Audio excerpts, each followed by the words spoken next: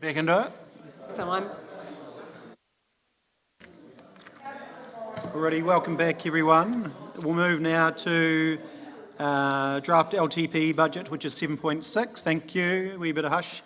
Draft LTP 2024 to 34 budget. That is on page 986. I haven't missed one? No, I haven't. Okay, let's crack into this. okay. Thank you, councillors, and I'll invite Andrea Rankin to come join me at the table. This is basically the latest model, the last model, based on what we agreed on, with a slight modification that had been made a wee bit around waste, and also with the change in the Downlands funding. So it is as accurate as it can be until it changes again. So the only thing constant is change. Do not think this will be the last one you see.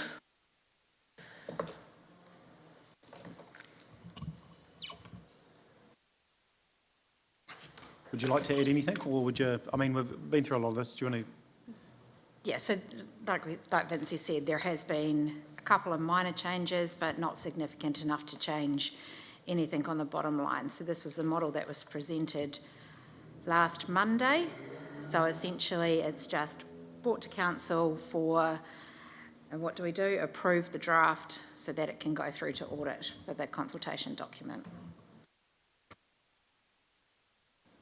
Perfect. So based on that, we'll just take a few questions.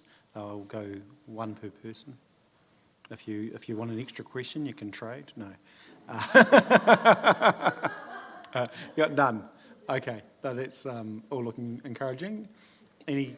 Couldn't see that. This is where before when I challenged you on that 5.7, because the one that's in our report is the same one that we got on Monday, whatever day. So where is the change? They're exactly the same, because I actually did do a double check.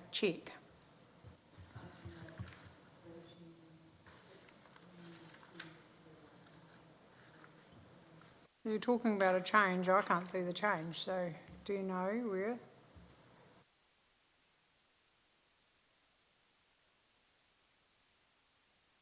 No one can tell me. Oh, so it's not me then, it's you. I get a printout of that? Essentially, the total capital expenditure over the 10 years dropped by 4.99 million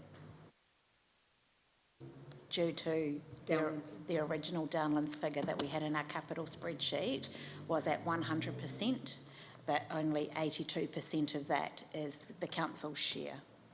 So we had to adjust our capital accordingly. Oh. Just had that updated spreadsheet because, you know, I've got a whole folder here and I'm quite enjoying it.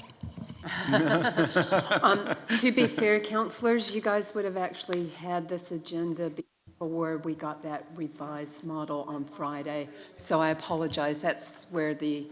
It's fine. We'll table the new one. Yeah, we understand where the changes are. Does anyone want to see that specifically outside of hearing the changes? Yeah, no, 100%. We'll get a copy. Yeah. Document draft, the consultation document draft, the first one is the new one because that was done, added onto that after Friday, but we'll make sure you get that in a readable copy.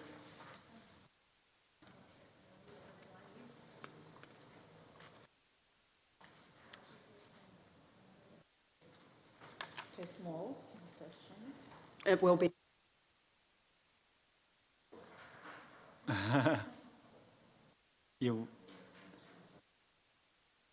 No, that's all. Has anyone got specific questions? Because if we don't, we'll just move forward on this. So we'll go to the recommendations, 986. So I'll work through them. 1, approve the draft LTP group of activities. 2, approves the draft budget as presented. Here again, draft. 3, approves the draft LTP funding impact statements. So if there's no further questions, I'm happy to move that. Councillor Jackson, happy to second that. No, all pretty good. I'll put the motion. All those in favour, please say aye. Against, carried. Fees and charges, 1,002.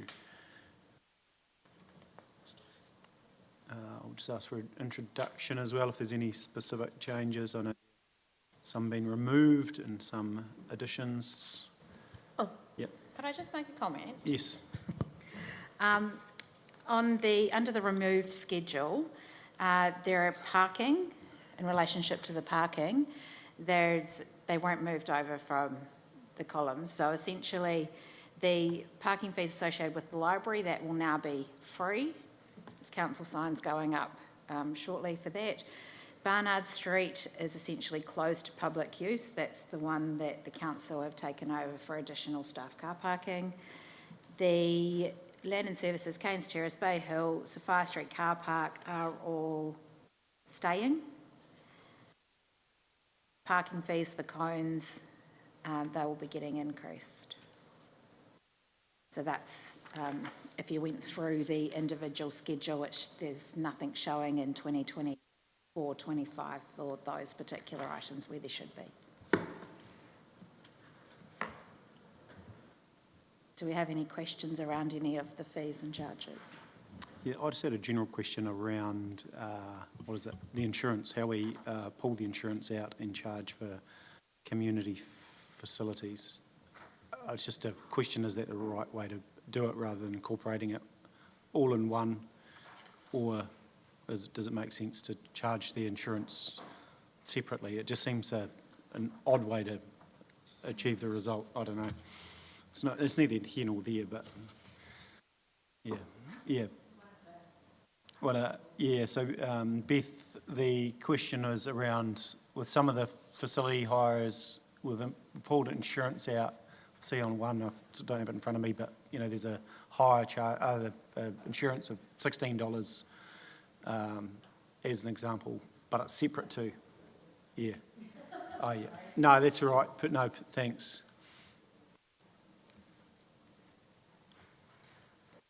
Thanks, Nicole. Yeah, so it was just the rationale around the insurance charge over and above. My question is, why don't we just incorporate it?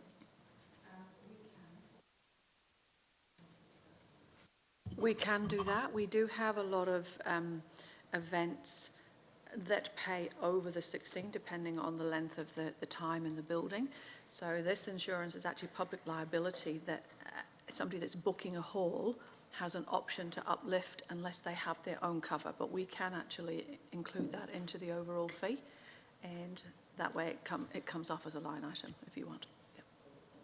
We already pay for our liability insurance through our overall insurance cover, so this is actually helping to offset that cost that we would pay for. How does that work in practice? I book online, I book the higher fee. Yes. I've got my own insurance charge. We just take that at face value, but then I don't. You can ignore it, and then you have to uplift your insurance information.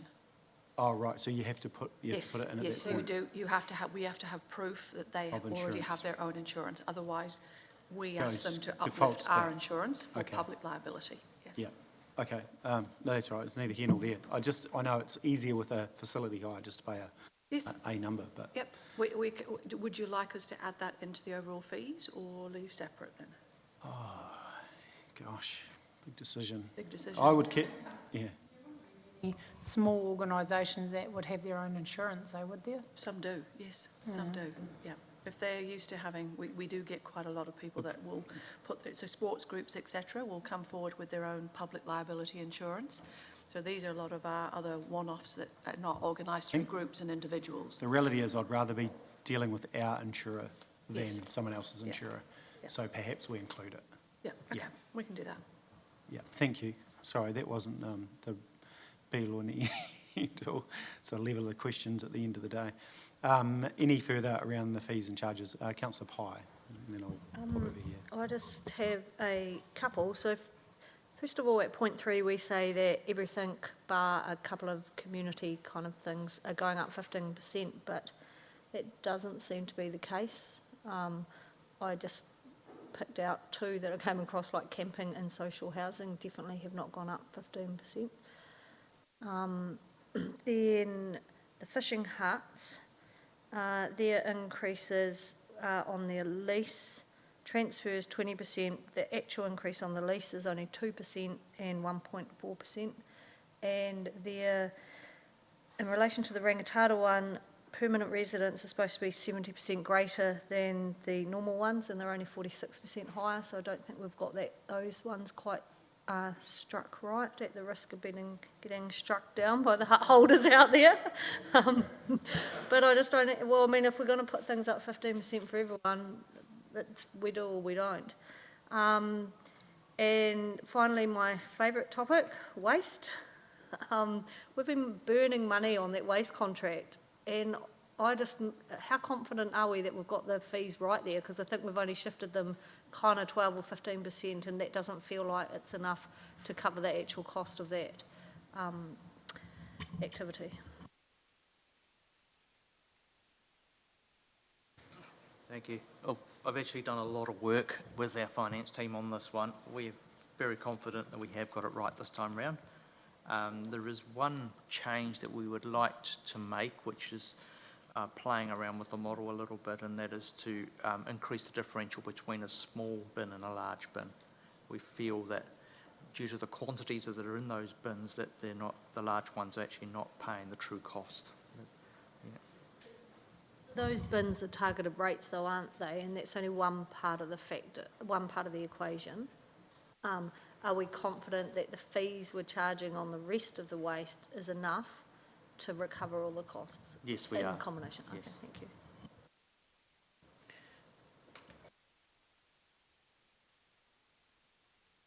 Apologies, I'll go Mr Trainer and then come back to Councillor Shannon. When I look through these, I think we're far too light on just about everything. So you can go and hire a hall for $35 an hour. So if you've got to hire it for 4 hours, you know, morning to 6 p.m, $35, say West End Hall, brand new hall, 6 p.m. to midnight, $47 an hour. Well, where else can you hire a hall for $170 for a night? You know, there's just a whole, all the way through here, these rates that are so cheap. Even our leases, we lease land, as much land as you want, to a club for $100 a year. I have a club in Dunedin that owns a hall on an old tip site. They're paying $4,500 a year. And it's a lot less land than what we're leasing out. And I just go through here and I think, my goodness, we just give this stuff away. And I just think that is part of our trouble in terms of what we do. Pleasant Point, hourly rate, sports only, $12.50 an hour. Others, morning to 6 p.m, $20 an hour. I mean, it's just so cheap. So, we're just not covering our costs, and I don't understand it. I don't understand how we have these activity centres with such low fees. It just, and the more I read of it, the more I think, social housing, $110 a week. We're subsidising subsidising WINS, or whatever the title is nowadays. You know, we really actually got to get this lifted significantly. Yeah, the social housing now needs to be addressed now, and probably that's way below. And if we give the indications now, that's time for us to work with individual tenants, with MSD, around what subsidies they can get. And so it's likely to be cost neutral, our increases. But I've got based on 230, I think we're $500,000 of revenue short, potentially more. So we need to advance this quite quickly, and that will not, and potentially not have a negative effect on anyone. So where that's an advantage for our district is you're getting $500,000 of government funding coming back into the district, which you wouldn't have before because we're subsidising the rates when we don't need to. So that's something we do need to address with urgency. Yeah. I guess, you know, we've spoken about this before. It's not the first time we've spoken about the housing, Yeah. social housing costs, and we've been assured that the price, that their market rates and the rates have been going. Well, they obviously haven't.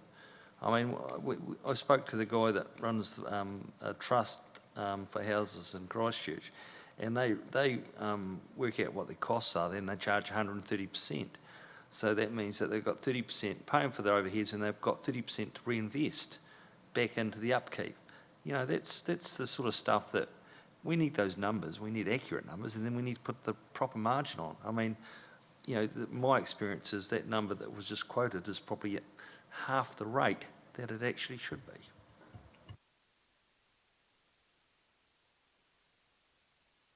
Councillor Shannon. Thank you. I can only see some of my questions here because it keeps freezing because we're over page number 1000 now.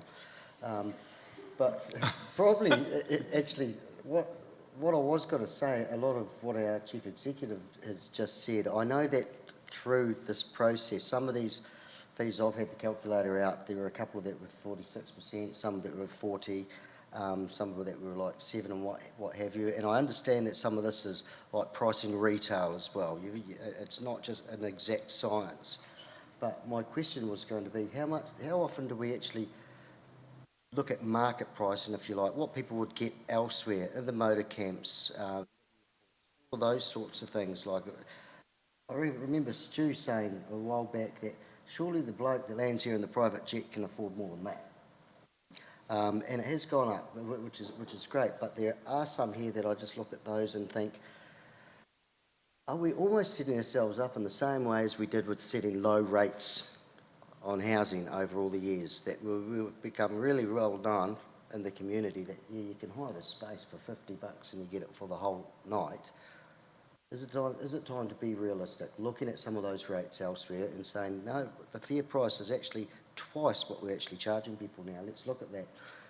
And one of them here, and Beth could probably remind me, because I do think we've talked about it at some stage, no increase to the rates from the swimming pool, for Seabay specifically. Have we? So that was a once-off, and that was specifically last season in response to lower levels of service that we could offer in the rolling closures. Yeah. So we are looking at increasing that for the next, from this LTB onwards. Yes. The other thing we all have to remember, these include GST. So there's 15% come off these to pay for GST. So effectively that makes it even worse. Yeah. So, you know, go back to the halls again, you know, Geraldine Pavilion, $25 per hour including GST, up to 11 PM. So if you hire from 6 to 11, that's 5, and that's what, $125 for that pavilion. You cannot hire any other hall. You can't hire anything for that. They're all, the minimum you'd be paying is probably $300 to $400. So, sir, can I ask, is a solution you're suggesting is we make them exclusive? That automatically increases it? No, I'm suggesting we've got to review them and actually go to market and actually significantly increase these.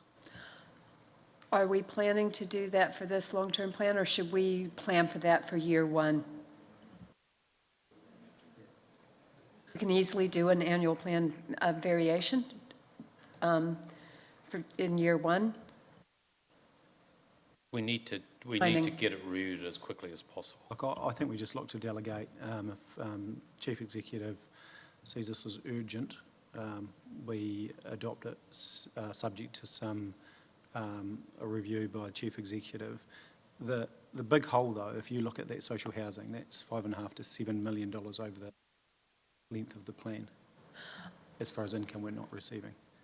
We've got to address that before, and we need to give those people a good heads up, and we need to work with them so they can access. I know there's some conversations been had with MSD, but I would have expected that we had some bigger, gruntier numbers in here. Yeah. And I appreciate all of that, and I agree that it is urgent timing-wise. If you're wanting to adopt your long-term plan with that review in mind, you're not going to meet your June deadline, because these fees and charges impact your budget model, which impact all the supporting information, which then will all need to be redone. And if we haven't even commenced that review, we're just not going to be able to meet it in time for the hot review on the 18th of March or whatever So by the OAG. the social housing one, I've been asking for some time that we at least get this, and I'm okay with 17A review being later, but at least we get these numbers into play. So I think we've still got time. If we can review, increase these numbers, and then we get it, we probably need a team to go and start working with these residents. and You have see- time to do this if you defer your adoption. You do No, not no. have time to do this and meet your June deadline. If we, the chief executive can do this overnight. It's just moving some numbers. The challenge isn't the timing. The challenge is going and talking to the residents, I would have thought. We can change these numbers quite easily. Audit is here and how I'll be commencing the audit. We would have to rework the whole budget model. We'll have to rework all the documents, the FIS statements, everything, which we can do. We can easily do. We're just not going to meet the audit timelines that we have set. I think the audit is on what we've got. And if we, before we adopt the LTP, have the adjustments ready, we can give a schedule of adjustments to the auditors and they can tick that off really quickly. You could actually do that through, especially if you're looking at your consultation process and you make the adjustments during that. It's just that you're not going to have the time to go out for consultation with these new fees. You can change the fees as a result of the consultation, and you may change them and raise them up. And actually do another audit, the final audit, for the final one, but you're not going to have these fees ready for your consultation that commences on the 12th of April. Well, then possibly the starting point then is we said we were raising them by, I initially said 15%, that got lowered. So if we made these GST exclusive, there's our 15% done. That we can go Then- out immediately with, Then we yes. go immediately with that and then we can go through the process. I still, the one thing I think we need to pull out though is the housing, because it's just a huge hole. And I'm of the, can we not delegate changes? This can happen pretty quickly. This can still be changed by tomorrow. It's the flow-on effect No, I from get those that. changes don't take overnight. No, as far as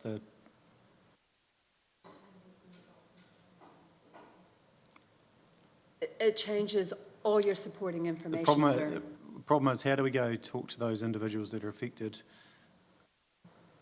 in that time frame when this is And what we're proposing is that it's to make a change of the GST is one thing, but for the kind of review that you're actually talking about, it's not an overnight process, especially if you want to actually engage with the affected parties. You're best to do that in year one. No, we can't do it in year one. We're going to lose too much money.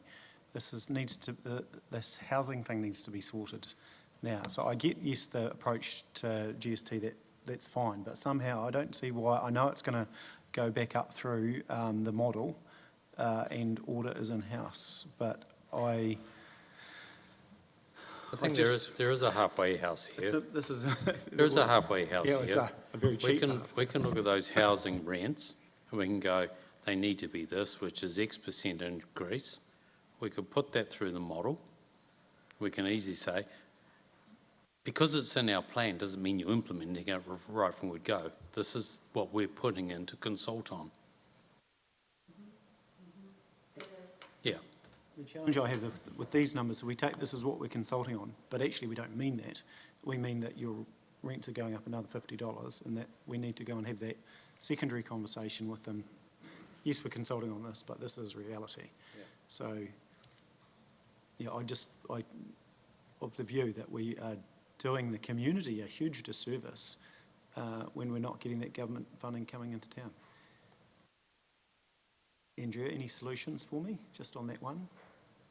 Don't know if I have any solutions, but isn't social housing ring fence, so any additional funding that comes in essentially just goes back into the regeneration of that social housing, doesn't actually then go anywhere near the rest of the council? It should be a business unit on itself, and so that's the social good in the fact that we can reinvest into that activity. whether it's a new house or it's bringing them up to a standard or what have you, but we're still $500,000 at least of government money not coming in.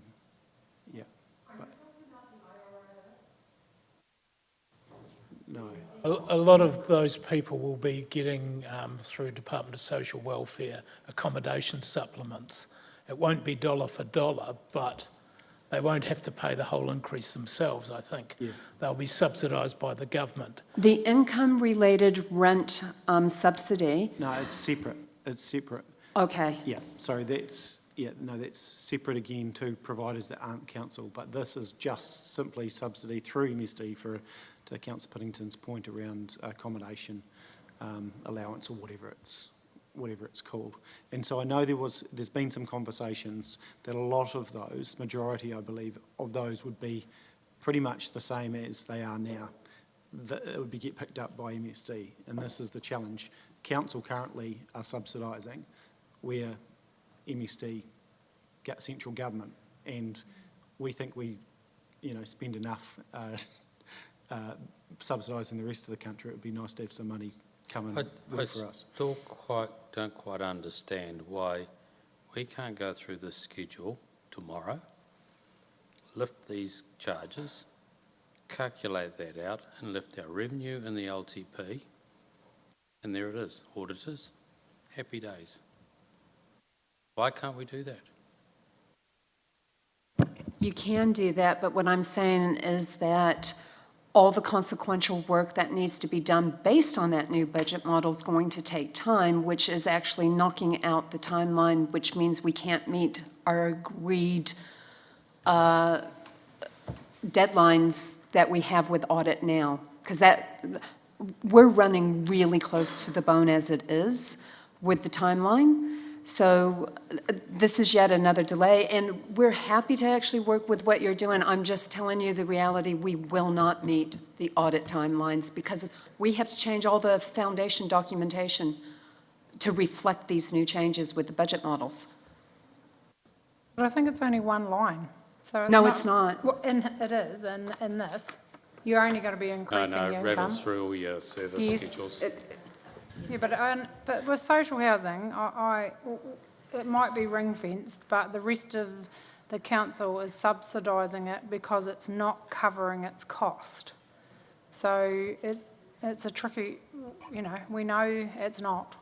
So it's not necessarily being subsidised by that amount that I'm talking about, but that is the missed opportunity from central government. So it's a combination of both, you're right.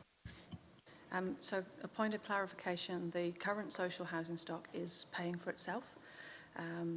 And we do have the opportunity, we use the extra funds to look at any maintenance and work.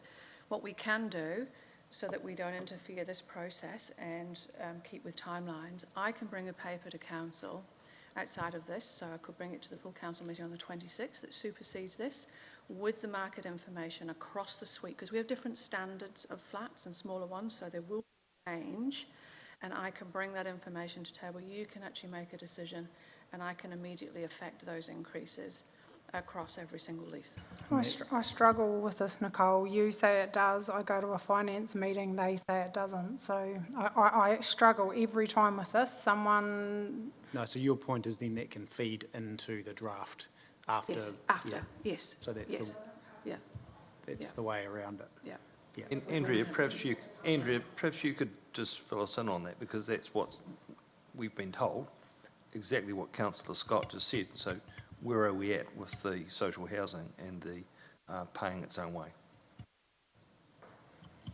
We would have to run a FIS statement for it, because essentially that's where it falls out the bottom. But it is budgeted to look after itself, yes. Can we, for the LTP, let Nicole do that process, and in the LTP, we talk about we are going to move to market rates with our rentals, which would cover it. It doesn't perfectly line up with the financials, but at least as signalled in the LTP, we are moving.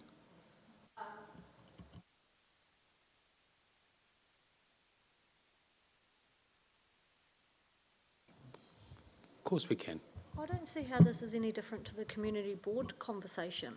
we've still got that in our budget. We've said we want to have a conversation, tell us what you think about raising that rate. And it's not in the budget model, you know, taking out the thing. I fail to see how this is any different. Why can't we just, like the Chief Executive has suggested, flag in here, we're looking at putting these at market rates, tell us what you think. Because your amount for the community boards is in your budget model, these increases are not. So your projected increases are not. So all we're talking about is changing the funding mechanism through the LTP process, but the actual budget is in there for the community board. Okay, so to keep the process going, let's bring that paper, and then that can feed into the consultation as far as the market rates, and that will require an action to go and talk to those affected parties through that period, and MSD and the likes develop what the market rentals are. Separate to that, well, if we adopt the draft fees and charges, we can still do a review of those. We can still add in some of those things if we need to, if they're within a CUI, I guess. So, look, I see, Vincy, the frustration, but I'd hate to have a missed opportunity, which is actually is great for those people in, you know, likely in social council housing, because we can reinvest back into the stock, whereas we haven't been able to the same degree. So is that a workaround? That means you've got status quo, assuming in a minute we adopt it, and then we do the workaround, and that can feed into the consultation part of it. It's effectively a council consultant on it, yep, submitting on its own plan, in a way, yeah. I'm comfortable with that. And perhaps we do that as can we do a separate fees and charges paper to submit to our own plan? Potentially, Vincy's just trying to find a solution. Your solution is to defer. You can adopt in July, No, we can't. but you're not going to adopt in June if you're redoing your fees and charges now for consultation, because we really have to have our consultation stuff audited by Audit New Zealand and finalized so it can go to the OAG by the 18th of March. I guess for me, actually, this should be business as usual, and we should be reviewing market rents every 2 years, and people should know it's happening. I mean, it's a bit frustrating here with this. We asked 3 years ago for market reviews, and I don't know, it's just got lost. So I think along with that, we need a policy of when we review the rents, so the people in there know it, and just run it as a business properly. And dare I say it, when we do the review of excess buildings and that, if we can have what people are currently paying for their rents, because no doubt we've got some big buildings and people are paying next to nothing and enjoying that, again, at the ratepayers' cost. And the same with our campground leases. Are they at a commercial level for campdowns these days? I don't know, but I think anything in that property should be part of a big review and get on with it, because there are steps legally you have to do to raise rents anyway. You know, you need a market assessment, but that could be done tomorrow, you know. Okie dokie, so we will go back to 1002, which is the, these big agendas. Love it. Where are we? There. Okay, so what I'm proposing, that we approve and adopt the information for consultation contained in this report, which provides a basis for the fees and charges. It does say basis, doesn't, with any amendments made by resolution at this meeting, with further delegation for the Chief Executive to work with staff on final numbers prior to audit. How does that sound as resolution 1? And then 2 will be separate for the council housing. It's not social housing. Council housing fees and charges report to come back to council for the 26th. Comfortable with those two? Yep. Councillor Parker, happy to move. Councillor Booth, thank you. I've got a seconder. Any issues with that, team? No. I'll put the motion. All those in favour, please say aye. Against carried. Cool. 7.81071, which is long-term plan draft consultation outline and key issues.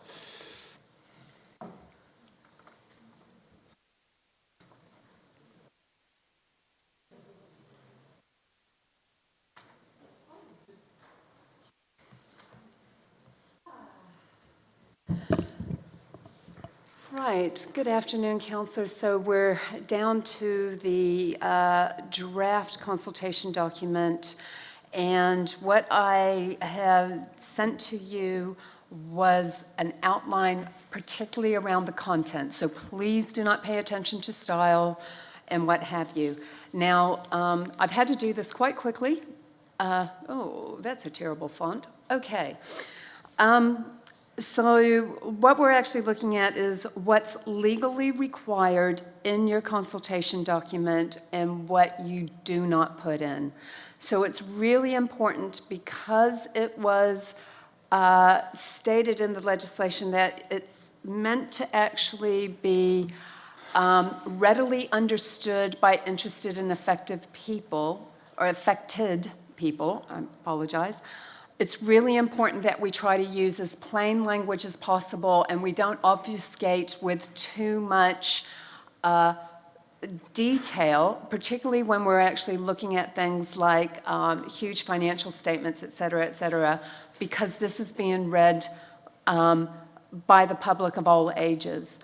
Now, we have to provide really fair representation of the things that we're proposing in here, and we need to explain why we're proposing what we're proposing and what those impacts are going to be, and that's on the rates and the debts and the level of service.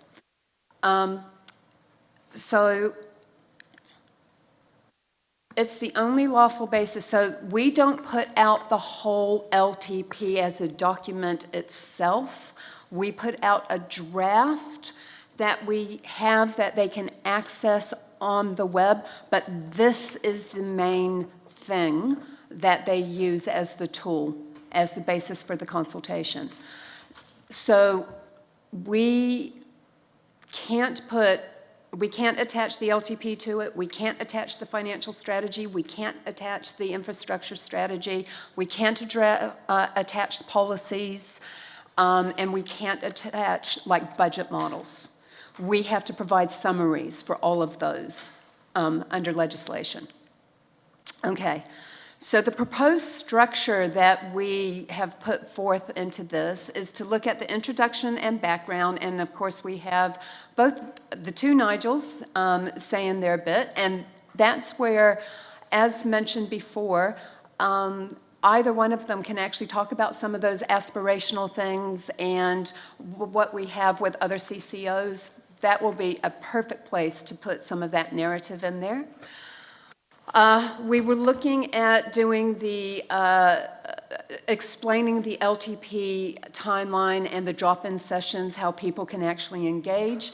We like the term join the conversation, which came up in our workshop last week.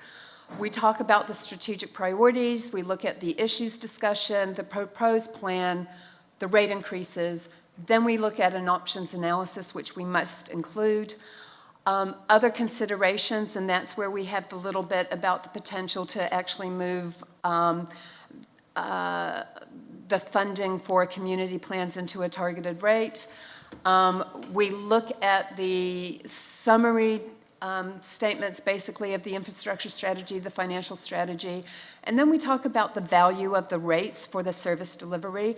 And of course, in this I included the attachments that councillors had asked me to put in, but my recommendation is that we do a summary of those rather than to put in those financial statements. Okay, apologize for this because it was a cut and paste of the document itself. So the first page, you did ask me to try and clarify some of the terminology that we use and to put it in plain English what those things mean. And you specified CapEx, OpEx, depreciation, and a level of service. I'm really happy to add more definitions if you want, or change them. We explained at a very, very high level how rates work.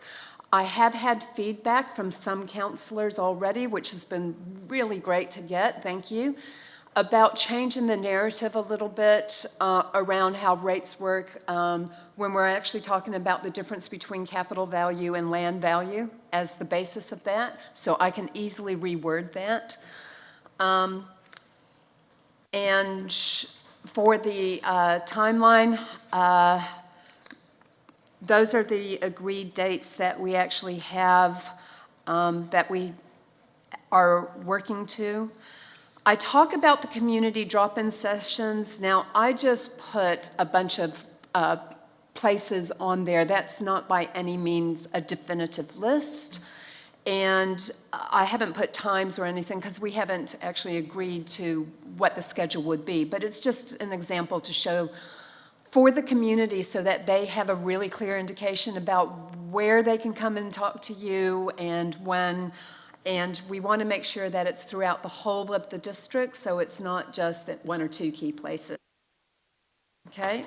That QR code, by the way, doesn't work. It's just a mock-up that I put in there, so don't think for a moment that you're going to be able to actually link to anything. I've explained what the strategic priorities are that you have chosen and tried to link that throughout the document, especially when options analysis. And of course, those were linked to the strategic values and the vision.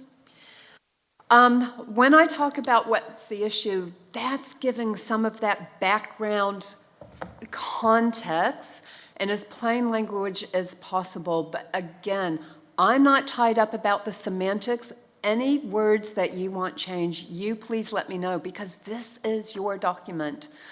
I just put a word salad in there of different colors that just kind of describe some of the high-level issues that I think relate to the challenges that you have.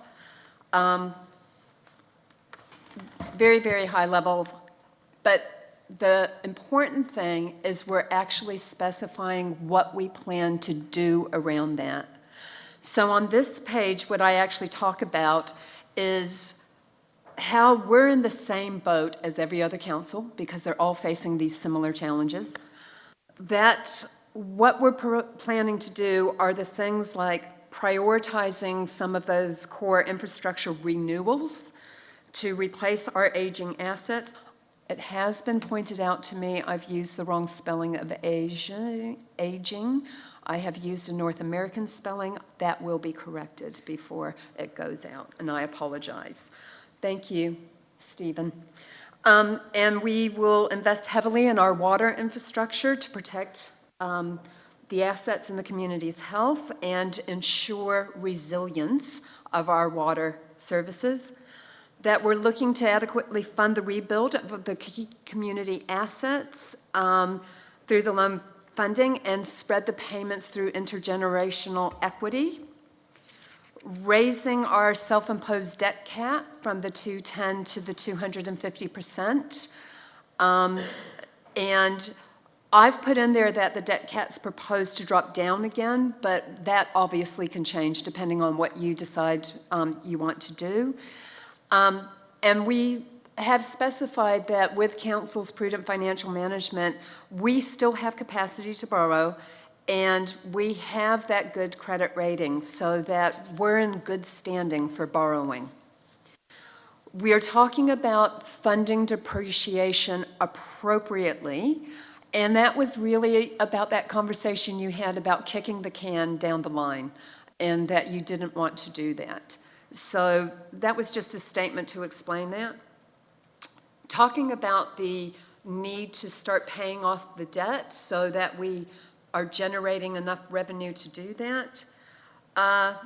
we talked about how we have done those budget revisions in mind to look at prioritizing the things that we really need to do and deferring some of those nice-to-haves that we really want to do when we're in a better financial position to do that. And that's when we're back into operating surpluses.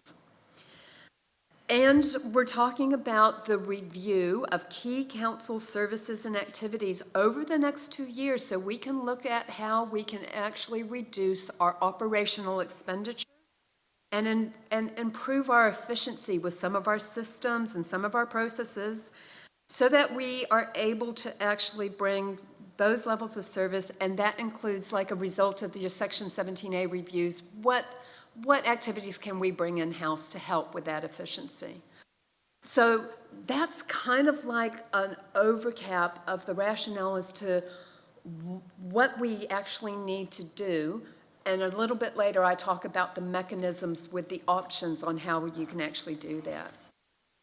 I go straight away into what people are really interested in and how does this impact rates, so that we have that front and center.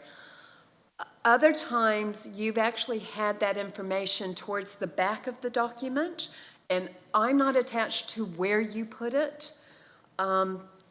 This is just a proposal that I actually had, and that's where we put in the sample properties as to what that really means on those different kinds of properties in the different areas. So in there, we actually talk about the rates increases staying at that high for the first 3 years and then reducing down to below 5% based on current projections. We haven't specified in this page as to what's driving those 3 years, but we do explain that a little bit later. Now I go into your 3 options that we discussed in our workshop, where we actually talked about, it comes down to, do we do everything that we have planned and have already committed to in the first 3 years? Now, we have based that budget model on that option.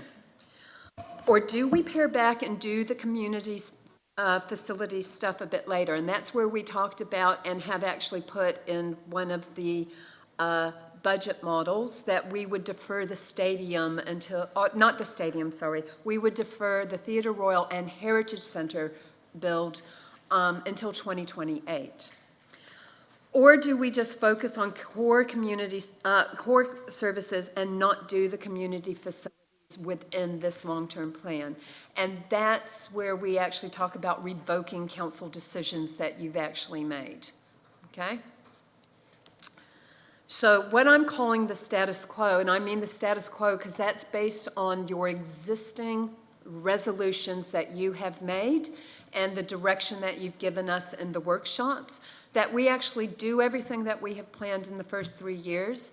And we've come back to you with multiple budget models until we reached what we thought is the happy balance to be able to deliver and still remain in that debt cap that you have specified.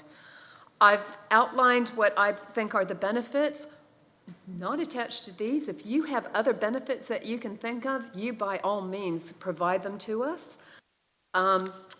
We're talking about the immediate benefits, about you're still able to achieve everything that you have said that you want to do, and that you are looking at your water renewals, that you prevent further cost escalations, because every time you delay a project, there comes the subsequent cost increases.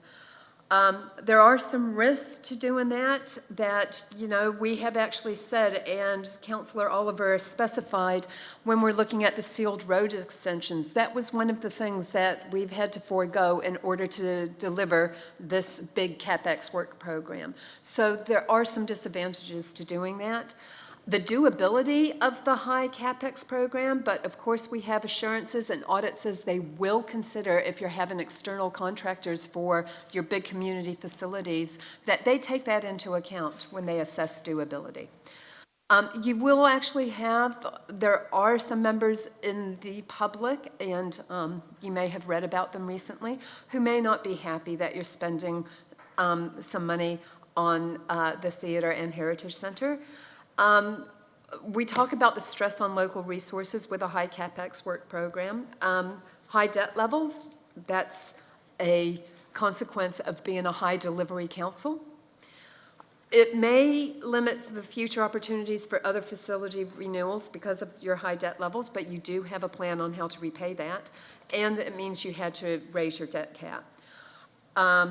We actually talk about those financial impacts. Now, this is actually based on Friday afternoon's budget model that I received, okay? So it is the debt increase to $411 million. It's down a couple of million. And the debt cap, the highest it reaches is 245% rather than 247, which I believe was in the original ones. And at the bottom, that's where I actually have, does it tick the boxes for meeting your strategic priorities with this model? When we stage the projects out, for the most part, a lot of the impacts and the benefits and risks remain pretty much the same. The difference is the interest doesn't kick in until 2027. And you may, by deferring projects, you may potentially have increased costs for those projects because of the labor and material costs over the next 4 years. When we actually look at the third option, where you're focusing on what you call your core services only and not do the community facilities, we're not talking about drops to the levels of services for core services, but you are talking about a drop in the levels of services for your community facilities. You can put money more into your enhanced work program to address your water, your roading, your bridges issues, and to build resiliency faster. And it may present less risk of stress on the local resource for contractors, but if you're going to escalate some of those other programs, it may not. You do have some risks there. You could have loss of economic and cultural gains and sporting gains by not having your theater and possibly missing some sports bookings for that. You could run the risk of creating issues with your community facilities becoming more run down and needing more investment for replacement and renewals. The financial impacts, however, is that your rates increase still stay at 15%. Your net debt is lower than in option 1 or 2. And you still operate at a deficit for the first couple of years. Your depreciation is fully funded, it's brought ahead by a year. Your debt cap is much lower. It only reaches 201% at its highest. The overall difference to the debt levels is $72 million for that option. I then went into a rationale as to why the preferred option was to do everything that we planned in the first 3 years based on the conversation, how we ended it at the last workshop. And that's where I actually talk about the balance and talking about it's not really the community facilities that are driving the high rates increase in the first few years. It's your revaluations and your depreciation. So it's the fact that you're actually playing catch up with those depreciation costs that are really impacting on your rates, and it's your operational expenditure. So, and the low fees, yes, good point brought up. And there's no doubt that you have been undercharging on your fees and charges. So, and while we are actually talking about investing in the capital works program, it doesn't mean that we tick the box and say, okay, yep, we've done that. There's still a lot of work to do in-house, and that's around the efficiency review that the chief executive will be leading. How can we actually improve our processes, our systems? Can we bring some things in-house that can do some cost savings? Will we be actually looking at those asset sales that you have mentioned multiple times in various workshops? So there's still a lot of work to be done so that the next LTP will be a very different conversation with your community. Okay. I talk about climate change and looking at some of the work that has been undertaken, especially in the past couple of years, where your climate change officer has helped to establish the baseline measures of the direct carbon emissions, and then talking about how through the performance measures, looking at how we can try and set some targets to look at the zero carbon 2050 targets that have already been set. We talk about the response action plan that you adopted just recently, but also keeping in mind that it's not just about, and taking Councillor Pye's suggestion, that it's not just about what council needs to do, although audit will be prioritizing that. It's also about your role in the community for advocacy, leadership, and advisory services. I talk about the community strategic plans there, and I can change that to suit the narrative, keeping in mind that that was not going to be a definitive until after we had talked to the community boards. So I will be finding out, we as a team will be finding out their views on that. And it may be that we don't do that. But at the last, at one of the workshops, it was discussed as a possibility. So the bid targeted rate is in there to actually explain to the community what that's about, because that will be changing our revenue and finance policy. Okay? The next few pages is about summarizing the infrastructure strategy and the financial strategy. And in there is a replica of the some of the graphs that we actually had in there. The difference is this graph is only for 10 years. The one that you have in the infrastructure strategy is for 30 years. Okay? So this one actually breaks down a bit like what the mayor was asking before. This breaks down those that are your core business with the waters and the roading from the ones that are your community facilities as far as the CapEx spend. So this is kind of like the basis of a new graph that you were asking for, Your Worship. So that's for the 10 years. I believe you would want one for perhaps 30 years if we were talking about the infrastructure strategy. And that, it was a financial strategy, so it would just be the 10 years. Just the 10 years. Okay, that's great. Okay. And then, of course, talking about the balance with the financial strategy. This graph is, the pie chart is very interesting. So we're actually talking about your operational expenditure over the next 10 years is $1.4 billion. And that's where the breakup of the operational expenditure is for all of council by the various groups of activities. Okay, so you can actually see that your corporate activities, as in the business of running council, is where the bulk of your operational expenditure is. Followed very closely, of course, by your recreation and leisure facilities, because that's going to obviously have a high OPEX. And then, of course, you have your water services and your roading and footpaths and the other groups of activities there. We've broken down the capital spend by the type, whether or not they're levels of service or renewals. And so you can actually see with that graph at the bottom, the bulk is definitely renewal. This is where we talk about the CapEx spend by the big five, which is basically your 3 waters, your waste, and your roading. And looking at where the bulk of the expenditure is, when you combined the three water services together, it does equal more, but roading resumes its place as number one towards the end of this LTP period. And then we give the information about the rates increases for existing ratepayers, and we talk a wee bit around the rates cap and looking at the income over time. I've put in there something around the provincial council's residential rates to help give that context around where we sit on the table. Can you, just on that, it just needs a date for the taxpayers' annual report, because there's a lag obviously with that data, because we've just given new data for the next one.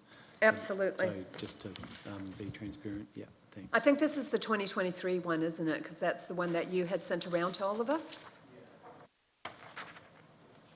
Yep, absolutely. Okay. Unfortunately. I did find that interesting too, because in this one it's 2.5, where we do all our averaging over 200,000. Yeah. Yeah, there's just a lag, but, yeah. Sorry, 2.5 what? Sorry, where? Rate is 2,500 in this graph. Okay.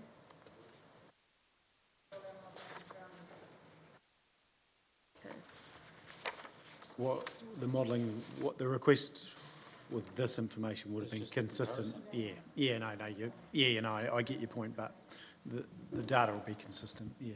Just talking about the graph, are we measuring apples with apples? So for Waitaki, I know they don't actually pay for their waste in their rates. It's contracted out, so we include waste in our rates. So I'm not sure about the other provincial councils, whether they are all-inclusive, because I think it's only fair to have councils that are all-inclusive on And the you- same. Yeah, 100% agree, and so based on that, Timaru versus Waitaki, you're getting a lot better value. This is obviously a survey based on their questions, so you're not going to, and there will be ups and downs. We might have 4 swimming pools versus a Manawatu that might have 10, I don't know. There will be, that's not, the basket of goods is different, but your point. For the point of Three Waters, waste and roading, Yeah. especially if waste is not included, I think, it's a consideration that it's not an equal playing field. when we This look at data is rates. actually really good, and it's probably something that we should feed into the Taxpayers Union, because it's a good survey. They could ask some more questions, which would be quite beneficial for us if we had the data, a free survey. And that's a matter of lobbying them to tweak or add more questions. Because right now, I just have the raw numbers that they provided. I agree, yep. Okay, a wee bit more about, talking about their debt increases. I've already spotted a typo because I must have missed this for when we were talking about the updated budget model that I got on Friday afternoon, so I will correct that.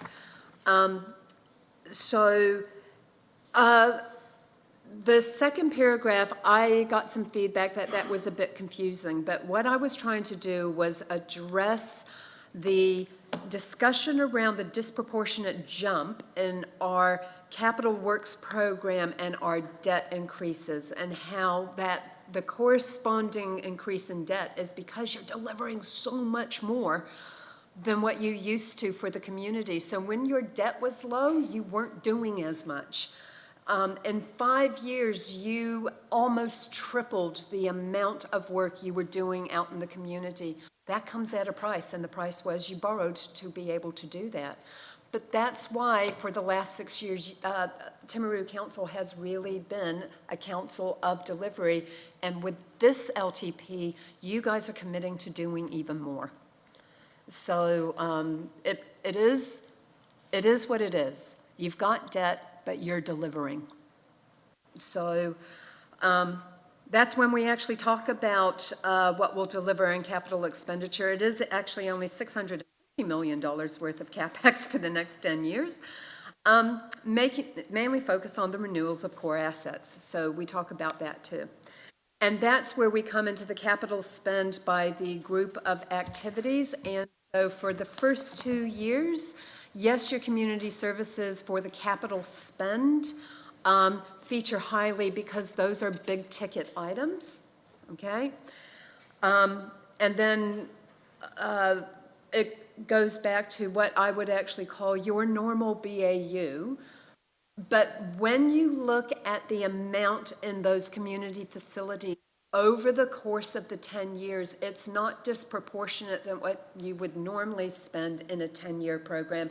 It's just because those two really big projects are front-loaded in the first 2 years. So, and because we've deferred things like stuff with the art gallery and the library, otherwise that light blue line would be much fatter. And your debt would be higher, and your spend would be higher. So when we're actually talking about the balancing the books, again, I'll reflect the changes that we'll just call that deficits and surpluses, and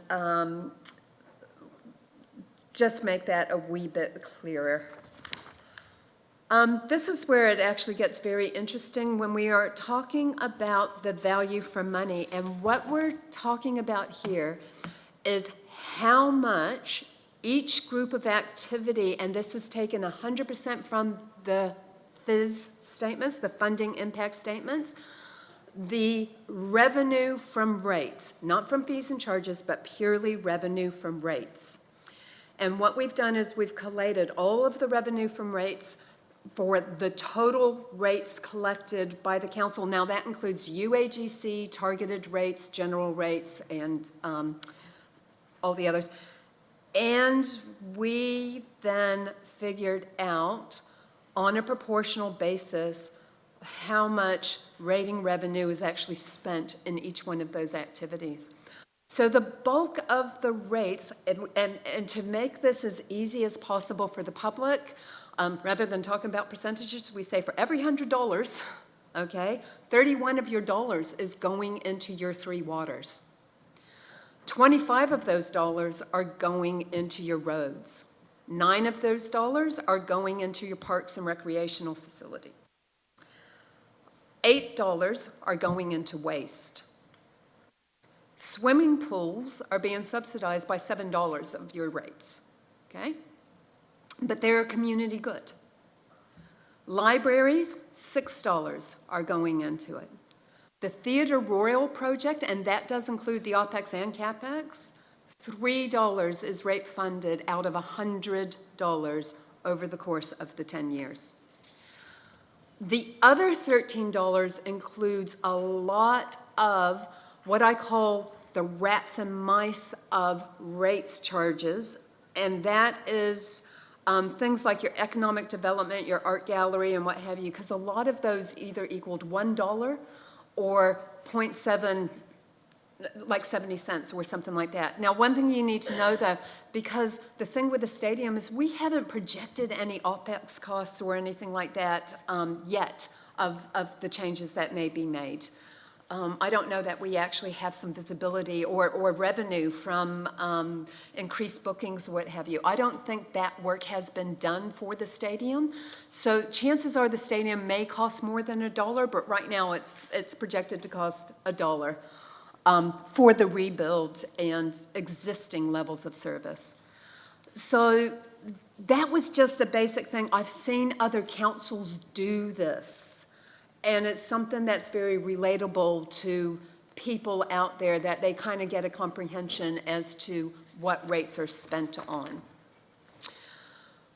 In your previous LTP consultation documents, what you did have is you had a donut that basically had that information that I did in $100, but it specified every one of those little rats and mice type of things in this big donut. And in the middle it said, what was your weekly average rate on a property that was based on, like, say, $200,000. Now, Because of the projected rates increase, of course, the new amount is $68 a week. And what we used was we actually used I adjusted the amounts from the last LTP document, which was based on the household surveys that are actually done by New Zealand Stats, and I applied the CPI changes to that. It's appropriate to use CPI because we're actually talking about household items there. And doing the comparison of how much, for $68 a week, you get all of those things that were in the previous diagram, and you compare it to what's the price of things like, say, for food or your transport, including your petrol charges and average weekly spend on clothing and the phone and internet, et cetera, et cetera, et cetera.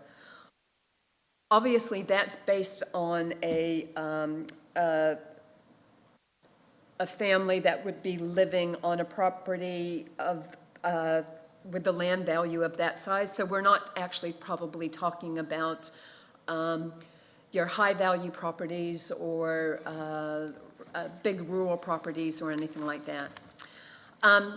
The last couple of pages for your LTP consultation document will always have how you engage. Here's the submission form where we actually have those key questions. We have your counselor contact details.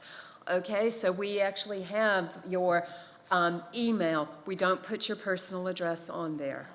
We just have your email contact details, and in some councils, they put the phone number if you're comfortable with doing that.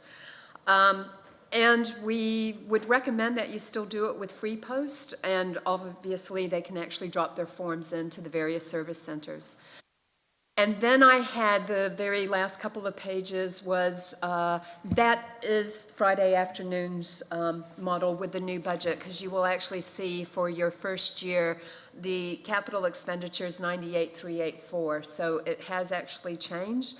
But the interesting thing with this model is that you still actually are running at a deficit. And then I had the Theatre Royal in year 4 and Heritage Center in year 4, and then I had, if you did it without those. I wouldn't recommend putting in those budget models, but what you would do is a modification of a table to help explain that. I did a wee bit in the narrative and the options. Again, draft. So I've had some counselors come back and actually specify a few things that they would like to see changed. Really happy to actually work on that basis. Opening the floor to you now, over to you to actually discuss, ask questions, make recommendations, give feedback. Fantastic, thank you. So just across all our documents, just consistency when we're referencing the theatre museum, can we either do theatre or museum or heritage? Because sometimes they go in and out, sometimes it's heritage, which appears to be 2, and then sometimes when we reference theatre, it appears to be 1, but it's not 1, it's 2. So We'll do that. Just consistency. Can I get a clarification? It appears to me it's just about too late for the theatre museum because we've consulted 2 or 3 times. It was in last year's long-term plan. It's in the annual plan. So we're putting the focus, aren't we putting the focus on the wrong thing? Isn't the focus on this about our infrastructure? Are you comfortable that we spend 73% of our 650 million on infrastructure? Well, I'm just putting it out there because this is not about a yes, no for the theatre. That's gone and past. It hasn't. Remember in November, the resolution was to go to complete detailed design, 542.2. The next step is to bring that back. And that's going to come before Yes. this consultation happens. Yeah. So it's that not- decision will get made before Yes. this is consulted on. No, yes, it would have been consulted, Well- yeah. So then what happens then? That's why I'm That's that's why I'm that's just the point. stating it's too late for it. We've consulted on that twice. Overwhelming is to do it. Overwhelming is to do what we are doing. And it was included in our last year's LTP. So effectively, we're now pretty well committed. Question will be, will, as a council, we support an increased budget if it goes beyond 57.1? That's what I believe. The community of saying, That's a different decision. Yeah, so, that is the decision will be. yeah, so that's the decision, is it over or above? Yeah. Yeah, and then And- what are the next steps And, from there? and I think, Nigel, the question is not about a theatre. The community, my understanding and the way I get it, that a theatre is definitely what we want. Everyone wants a theatre. It's whether it's the spend. Yes, Is but, this but, appropriate? but we're putting through here, we're insinuating you have a choice by the options. Well, actually, Yep. we're too far down the track. Yeah, Well, my opinion. Yeah, the choice will be on the 26th, I think. So it's 26th of March, is that correct? Yeah, nods. Yeah, so that's the decision. And Councillor Scott, you're right. So is it in budget or not? Yeah, it is. I know it's been brought forward. Yeah, I think. So, yeah, 26th of March. So the question is, what references should it have? Basic. Yeah. And that decision will be either, and then it might be, well, it won't be an amendment because we won't be able to bring it, but it'll be how you have that conversation at the LTP time. You're talking to people anyway, but it's how it lines up. Hate to be a broken record, but because this is being audited before your 26th of March meeting, we need to kind of get the questions right about what it is we're going out to consult with. And we base this on the feedback that we had from the workshops. This is what you had chosen. These are the questions because there was a lot of discussion about theatre or not.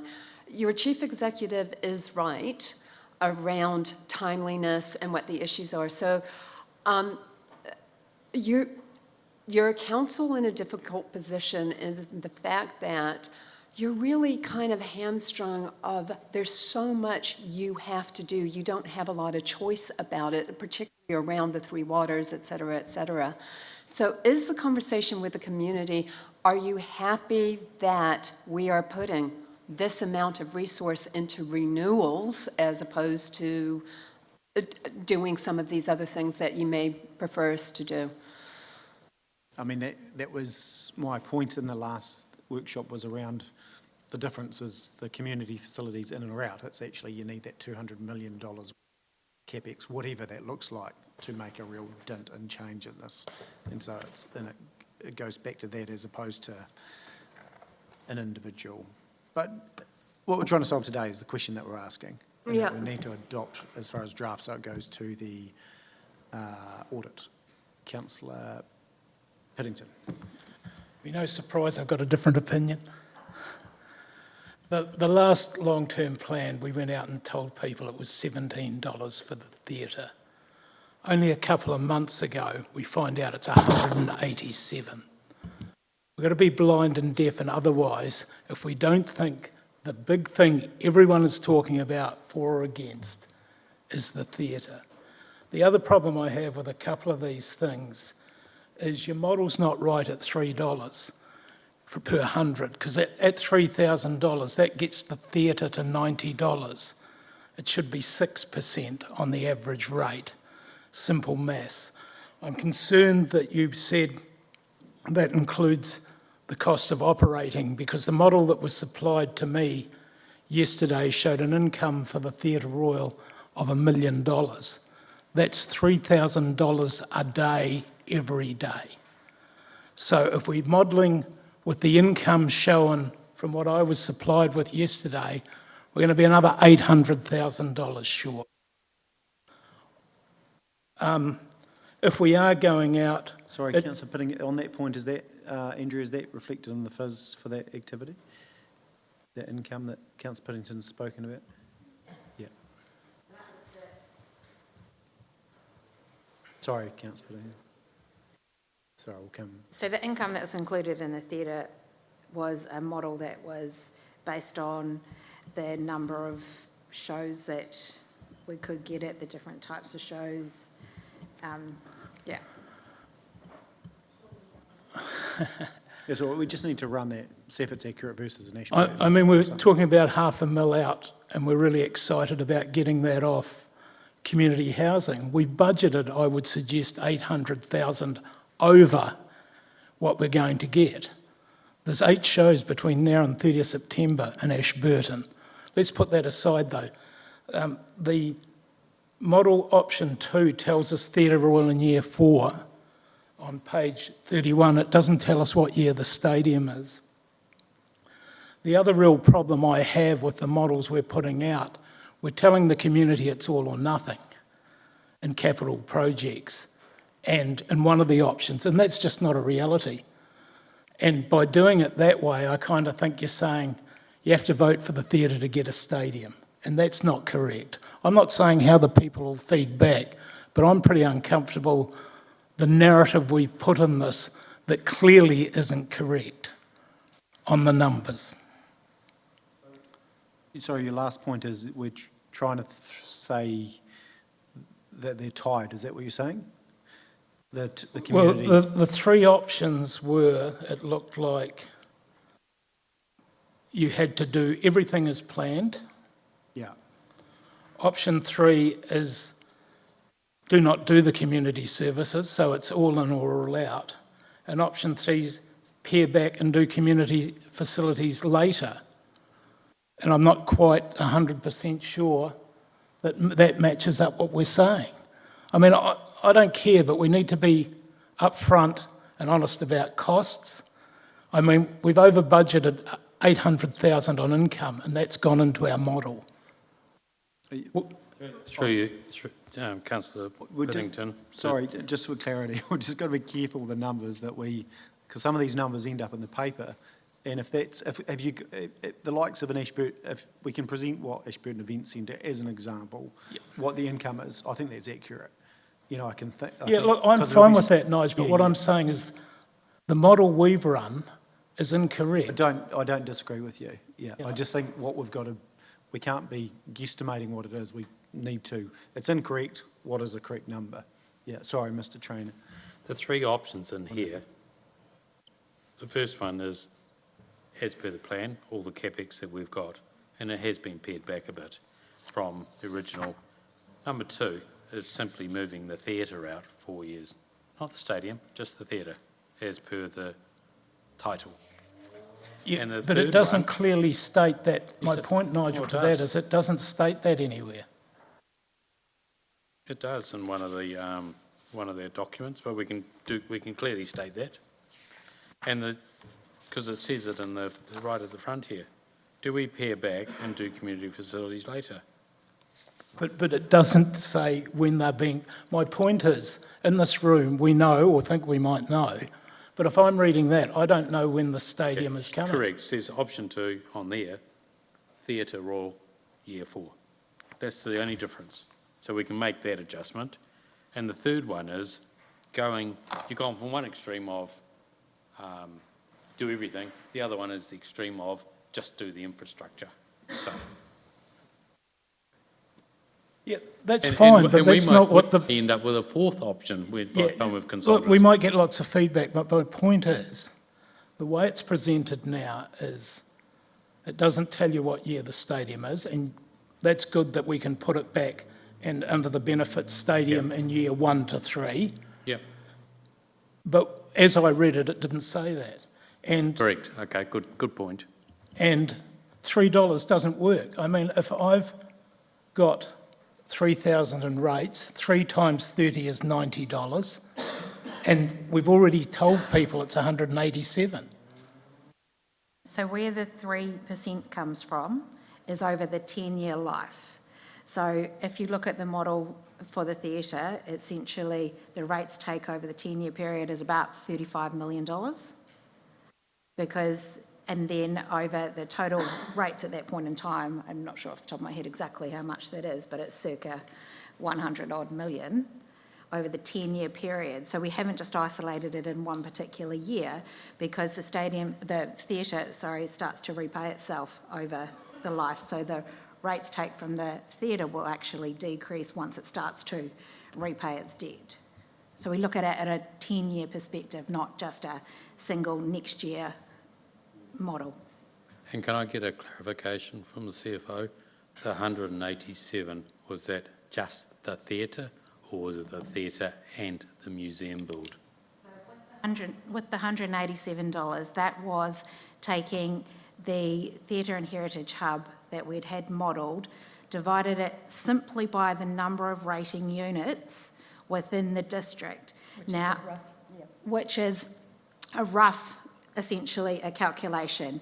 If we ran it per value of property, taking into consideration all of the rest of the rates that it's taking, that was the graph that essentially, the table that was at the front of the data last night. Well, I guess again, we need an explanation around those charts because I'm a simple man and I just simple maths. And it's 6%, not 3. For a 10-year period, it's 3, based on the models. But I'm not sure how you can halve it when you start at 187. So You're not comparing apples and apples there. No. 187 also has the Heritage Hub, which is the museum. yeah, no, I get that, but I meant heritage. I mean, that's what the discussion is. But the $3 is just the theatre. Is that correct? No. No, it's both. Good try, Nigel. $3 equates to 2.2. Yeah, no, look, I don't mind, but all I want is to make sure we're being accurate what we're telling the ratepayers. If you're confident with those numbers, that's cool. So the $187 was literally a raw calculation on units. Now, units value, vary in size. So that 187 was based on per unit, not what an individual ratepayer would pay. Yeah, because a lot will pay a lot more, won't they? Some will pay and a few will more. pay less. Correct. Yeah, I get that, but Yeah. I mean, we're just talking averages, and I guess it's the delivery.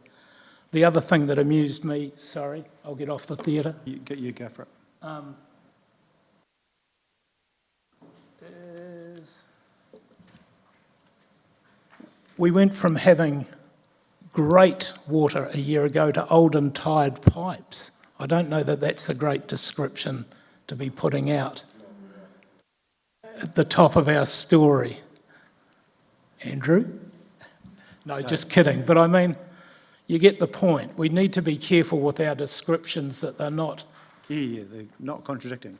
Yeah. No, I agree. Hey, sorry, just I want to clarify a point. So back and later in the document, just the Aorangi Stadium is in the work streams it shows in the early years, so it's reported in that part of it as far Yeah, as overall. I get that, Nige, but you've got to dig really deep to find that. Yeah, no, I agree. Yeah, there again, I guess if we're not consulting on specific projects, then is the stadium any different than the Geraldine trunk main?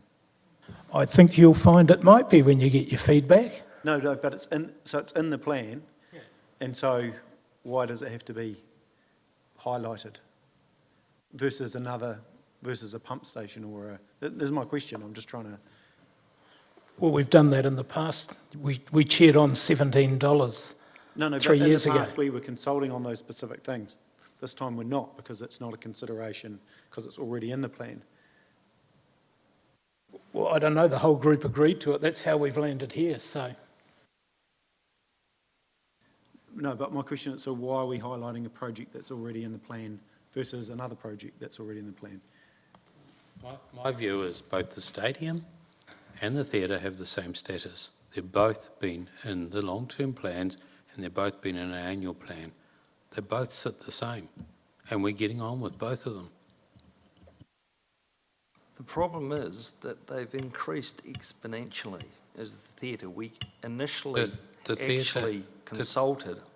We've consulted 3 times. Yes, and the last consultation was at 57.2, which is still the budget, which is still what we're going to buy. And we told everyone it was going to cost $17.90 per unit base, and it's increased 10 times.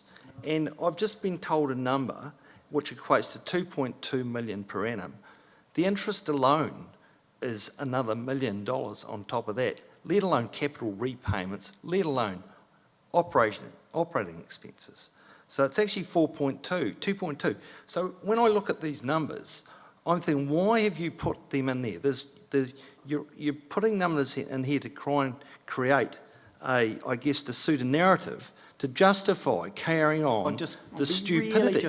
Just be careful. Well, actually, Well, no, look, just, no, we I have would, never no, consulted. stop, no, and stop, given- order, Alan.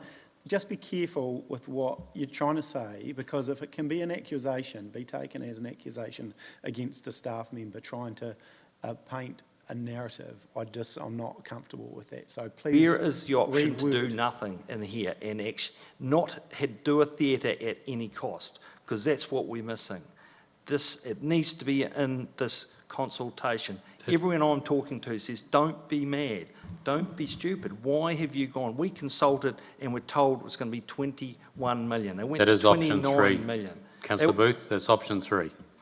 We then went to 57 and told everyone it was going to be a tenth of what we told them, and we never gave them the option, do you want to stop here and reassess the situation? We never did that.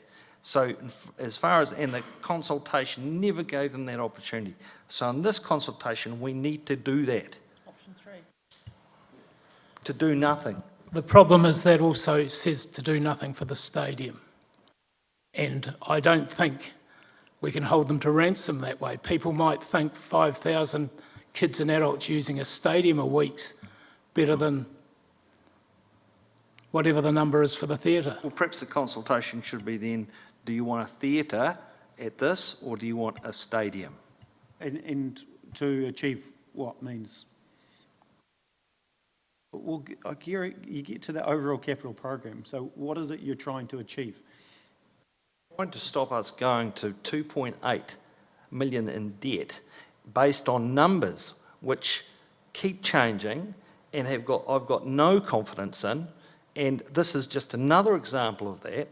And until we see the real income and the real expenses, just looking at what I can see in front of me, that is changed by 10% in a month. So what does that say for the rest of it? And I look back in the same long-term plans and those budgets, and they started at 1.2 debt at 160 million max. The next one in 21 was up to 280 million max when we had to go to 2.1. Now you're going to 2.8, and you actually are talking about 416 million, and that is spending around 60 to 70 million. We're only collecting 35 or 34 million a year in depreciation. We've not been collecting that because we've been overspending and borrowing for OPEX.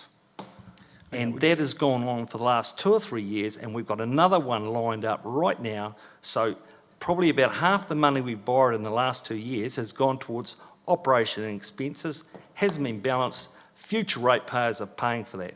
And we're all sitting around here dreaming about something that is really going to take us right to the max. And this is one thing that the public are definitely giving me the feedback anyway, that we need to stop it and actually rethink and recalibrate.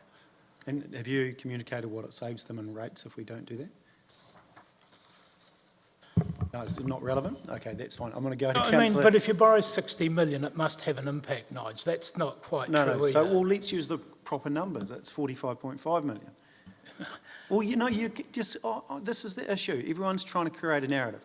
I'm going to go out on a limb and tell you right now, I don't expect to vote on the final decision because I have got a perceived conflict. I didn't vote on the original decision, so it is going to be up to this group to make that decision. What I would say to all of you, there's some here that because of the actions and the narrative that you're trying to push, if we got legal to review some of your statuses, I guarantee that the narrative you're trying to push and the preconceived outcomes would legally exempt you from being a part of that. Just throwing that out there, so because the public need to know, and I'd just be cautious where you're trying to take us. The consultation back in the date did not say 1714. You'd have to be idiot, I'm sorry, to think that. And to say that we weren't clear is just absolute bollocks, I'm sorry. It was actually $17.19 actually, and it was consulted in October 22. at that. 17, 14, cumulative, it said more than that. I don't think anyone would think it's just going to be 17, because the rate is in 1 year and then Okay, it's the same in the next You're year. consulting here and telling it's 3%. Oh, it's only 3%, but actually we've just done some numbers. It's actually more like 6%. Well, why haven't we got 6% in there? Yeah. Anyway, we get to the point. I'm going to go to Councillor Shannon. Thank you, Your Worship. I do hate to interrupt the Boothien show, but I would like to say this is actually looking quite good to me. I do. I think it actually looks quite good as a document, and it says a lot of the right things. I'd like to see the use of some more bold on the key messages, so they're repeated throughout, and people actually take those messages on board. And I do think we need something shorter as well. Whether that's a wee brochure or the likes, where it just does have these options, if you like, in the explanations. If people can have something to take away if we're meeting with them, I think that would be good. And I do take the point, actually, that throughout we do need some consistency around what we do call the theatre complex, because to me it's not the theatre, and a narrative has been created to make people think that it's just a theatre, cancel the theatre and all is going to be good, and that's wrong, it's irresponsible and it's unfair. So it's got to say Heritage Centre or Theatre Museum and whatever it is, and it's got to continue throughout. I would love if you could get Arwhenua to gift you a name for the whole facility, and we could just call it that. We'll go to Mr. Traynor, thanks. So I'm just like to respond to Councillor Booth. The numbers have changed, and that is to be expected when you're pulling a long-term plan together, because as you refine your information, the numbers change. As we look for savings, the numbers change. So they do change. We've also spent several workshops pulling the capex down. That leads to changed numbers. We have spent several workshops with the staff looking at our other costs. That changes the numbers. So the numbers do change. But we will land on the numbers that we believe are right. On the debt borrowing rate, we do not hit 2.8, so let's be clear on that. We max out at 2.46. And we have been told by the council to stay under 2.5. We have done that, okay? The other issue we've got in these is there'll be timing issues. I expect some of these projects will be deferred. I just know it, and Vincey's been telling us that for a long time, to expect us to do the number of, I think our option is $98 million worth of capital in 1 year. Some of that will be deferred. That will actually help our debt ratio. It'll bring it down, and some of that will get pushed out. But we're going to try and do our best to get this work done as quickly as possible, because it needs to be done.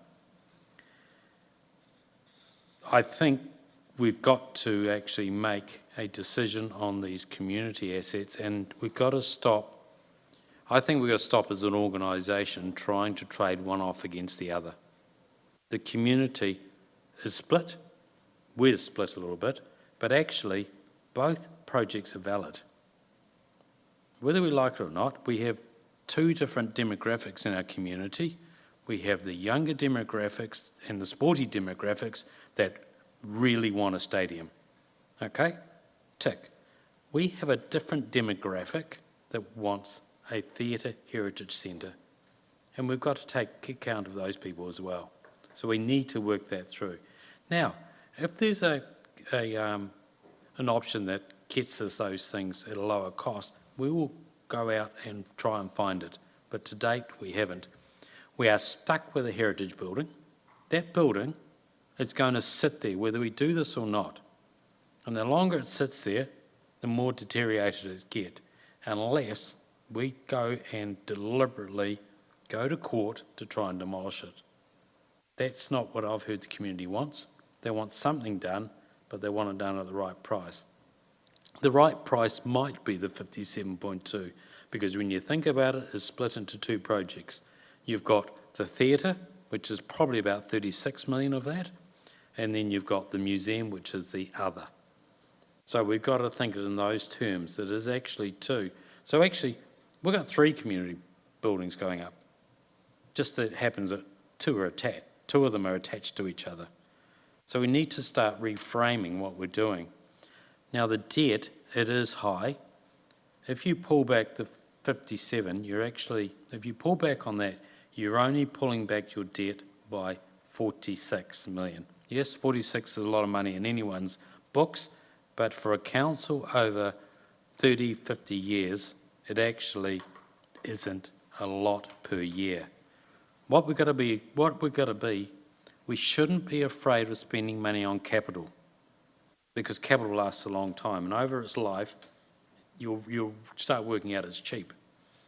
What we've got to do is make sure we've got our OPEX in line, and the OPEX is the one we've got a real consideration to, and that means that the SLT is tasked with work to try and pull that deficit down and try and keep it down, and also at the same time trying to keep those rates at a reasonable level. We could probably do better than this, but we haven't got time to what we've got in front of us, but we've got to attempt to actually do better. So that's my little sermon as CEO. So I hope that clarifies some things. Total aside, can we get our ECAN rate